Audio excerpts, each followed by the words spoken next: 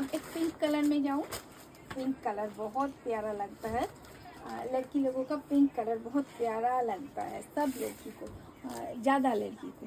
और ये देख लीजिए सामने वाला डिज़ाइन, ये भी आपको हाईलाइटेड डिज़ाइन है और इसका प्रिंट भी बहुत बढ़िया है, matching print, fabric cotton muslin का है और ये थोड़ा फॉयल प्रिंट में है, थोड़ा हाईलाइटेड होगा।